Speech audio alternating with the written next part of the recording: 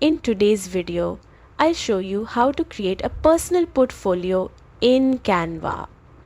Don't forget to like and subscribe for more quick design tips. Start by logging into your Canva account and typing portfolio in the search bar.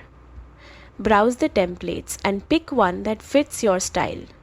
Click Customize this template to open it in the editor. Swap out placeholder images with your own photos or work samples. Then edit the text to include your name, bio, skills, experiences, and achievements.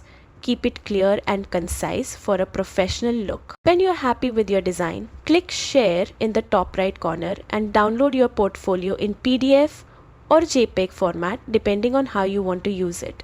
And that's it. Your personal portfolio is ready to showcase your skills and accomplishments. Thanks for watching. Don't forget to like, share, and subscribe for more Canva tips.